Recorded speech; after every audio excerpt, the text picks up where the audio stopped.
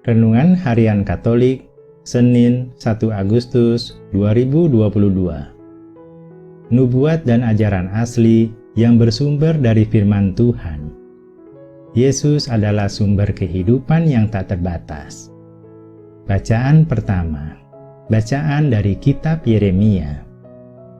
Peristiwa ini terjadi di kota Yerusalem pada awal pemerintahan Zedekia, Raja Yehuda, yaitu dalam bulan yang kelima, tahun yang keempat.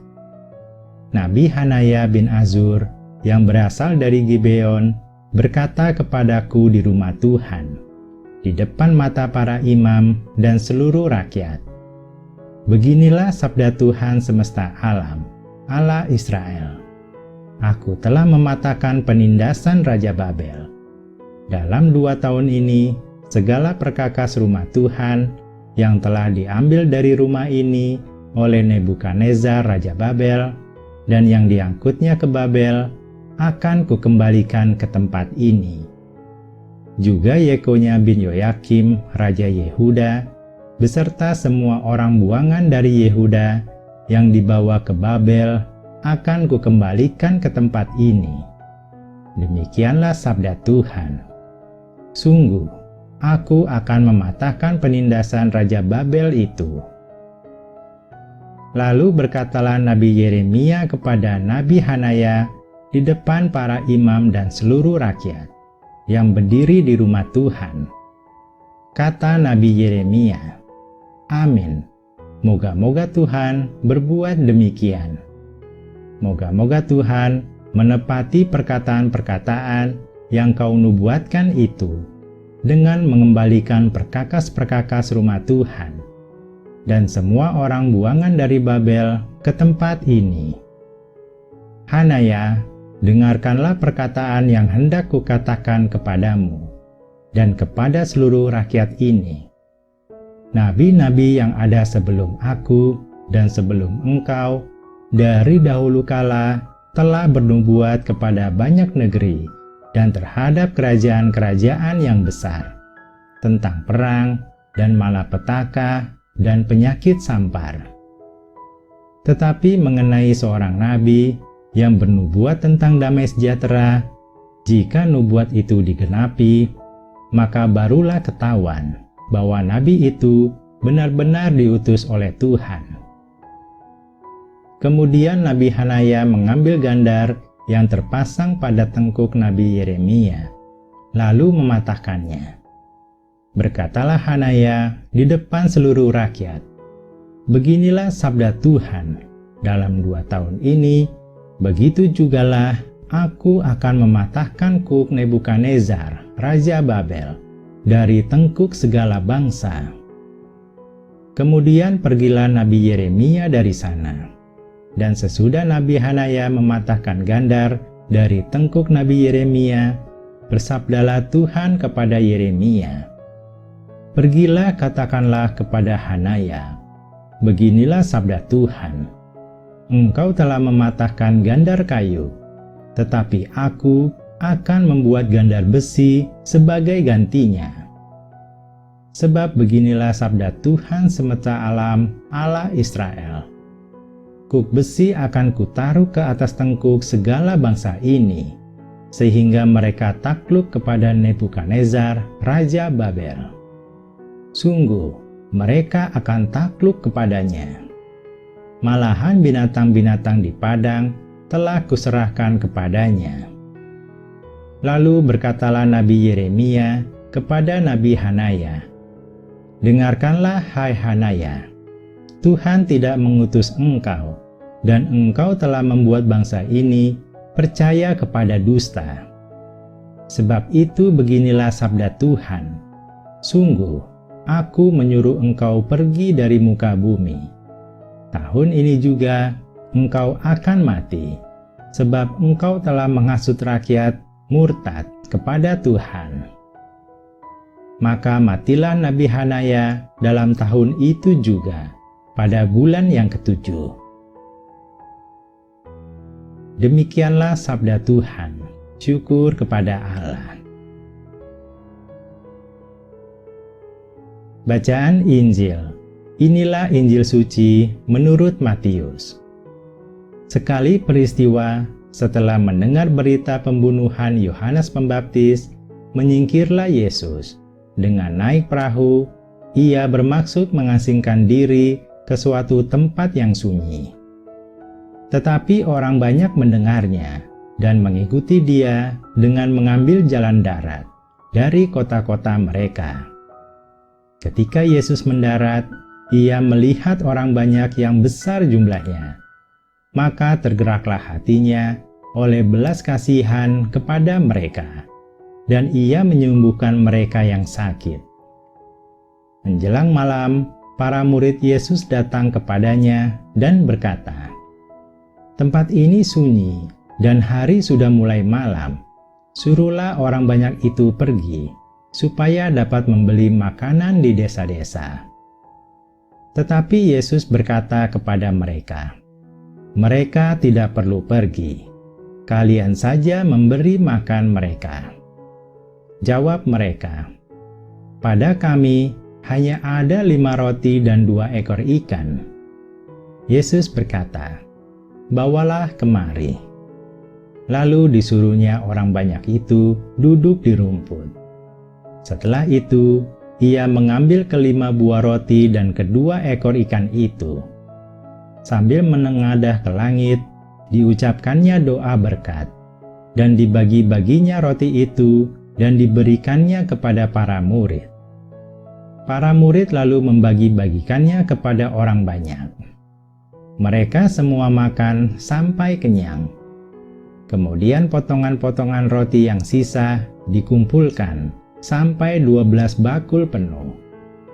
Yang ikut makan kira-kira 5.000 orang pria, tidak termasuk wanita dan anak-anak. Demikianlah sabda Tuhan. Terpujilah Kristus.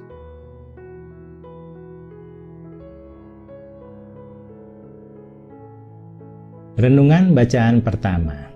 Nubuat dan ajaran asli yang bersumber dari firman Tuhan. Nubuat palsu Hanaya. Nabi dan nubuat palsu jelas ada. Para nabi palsu mengklaim mewartakan firman yang berasal dari Allah. Berita mereka menarik perhatian karena memberi harapan dan janji sejahtera. Hanaya mengklaim mendapat firman Tuhan yang isinya bertentangan dengan nubuat Yeremia. Nubuat Hanaya dengan mengatasnamakan Tuhan adalah bahwa Kuk Babel akan dipatahkan dalam waktu 2 tahun. Kalau benar Tuhan sumber berita itu, Yeremia akan sangat bergirang karena ia mengasihi dan peduli kepada umat Yehuda. Namun ternyata nubuat Hanaya hanyalah nubuat palsu. Nubuat asli yang bersumber dari Allah. Pesan yang berbeda tidak mungkin sama berasal dari Allah. Pertama, nubuat Hanaya bertentangan dengan firman yang langsung diterima Yeremia dan yang sedang digenapi. Hanaya adalah pendusta yang mengucapkan perkataan yang tidak Allah perintahkan. Kedua, hukum Taurat dengan jelas menjanjikan berkat atau kutuk berdasarkan ketaatan umat Tuhan. Umat Yehuda jelas-jelas membangkang pada firman-Nya, maka nubuat penghukuman adalah sesuai dengan kebenaran firman Tuhan. Ketiga, semua nabi Tuhan sejati sebelum masa Yeremia menubuatkan kebenaran firman Tuhan yang sama dengan nubuat Yeremia. Sejarah umat Allah membuktikan bahwa Allah tidak membiarkan dosa merusak kemurnian umat-Nya. Dosa harus dihukum. Orang yang tidak bertobat akan dibinasakan. Maka nubuat sejahtera dari Hanaya adalah dusta. Cara membedakan ajaran asli dan ajaran palsu. Bagaimana cara mengetahui uang palsu? Kita cukup berfokus mengenal betul ciri-ciri uang asli. Jika menemukan ada perbedaan, patut diduga uang itu adalah uang palsu, jangan diterima. Demikian juga halnya dengan nubuat dan pengajaran. Jangan kita bingung dengan klaim nubuat yang spektakuler, bahkan dari hamba Tuhan yang terkenal sekalipun. Jangan kita tertipu dengan perkataan atau pengajaran seseorang yang sepertinya bijaksana, namun ujungnya menjerumuskan. Ujilah setiap nubuat dan pengajaran seseorang itu di dalam terang firman Tuhan. Berpegang pada firman Tuhan, belajar dari sejarah gereja, dan memiliki hati mendengar suara Roh Kudus, maka kita akan terhindar dari tipu daya iblis. Ingatlah, walaupun kadang kita harus melalui jalan yang sulit, firman Tuhan pada akhirnya selalu untuk kebaikan kita, bukan untuk menghancurkan. Firman Tuhan sejati selalu mendamaikan hati dan penuh sukacita. Dengan mengenal betul kebenaran firman Tuhan itu, kita dapat membedakan mana ajaran yang asli dan mana ajaran yang palsu.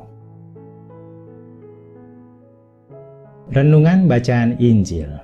Yesus adalah sumber kehidupan yang tak terbatas. Mukjizat Yesus memberi makan 5.000 orang. Para murid kebingungan ketika mereka diperintahkan Yesus untuk memberi makan orang banyak yang mengikuti mereka. Para murid hanya mempunyai 5 roti dan 2 ikan. Dengan segala keterbatasan, hanya memperoleh 5 roti dan 2 ikan, namun sumber yang terbatas tersebut tidak membatasi kuasa Yesus. Yesus membuat mukjizat hingga makanan seminim itu bisa cukup untuk 5.000 orang. Mereka semua makan sampai kenyang. Sisa potongan-potongan roti yang dikumpulkan sebanyak 12 bakul penuh.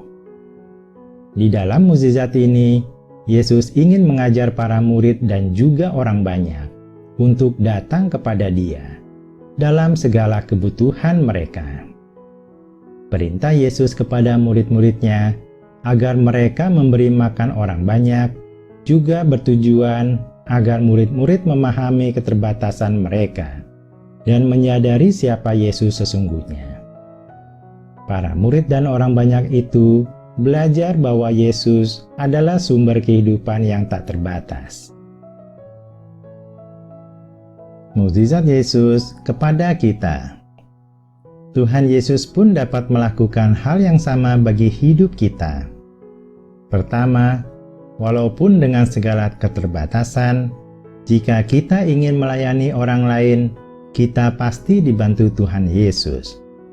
Ia dapat melakukan hal yang besar melalui kita untuk menyentuh hidup orang lain. Kita yang lemah menjadi mampu oleh karena kuasa Tuhan. Itulah mukjizat yang nyata kepada kita. Kedua, Tuhan Yesus adalah sumber kehidupan yang tak terbatas. Ia memenuhi kebutuhan jasmani dan terutama rohani kita.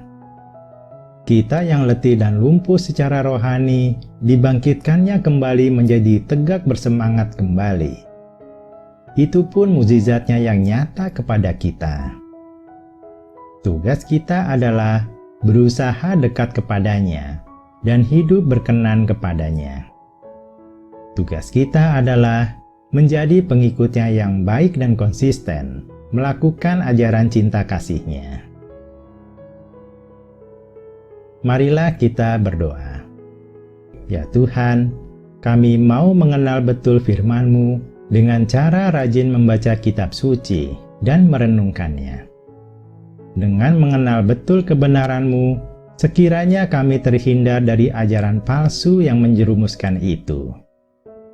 Engkau selalu menghendaki kebaikan buat kami. Sungguh, Engkaulah sumber kehidupan kami yang tak terbatas. Kami mau datang kepadamu dan hidup berkenan kepadamu. Sekiranya hidup kami selalu damai sejahtera di dalam naungan kasih-Mu. Amin.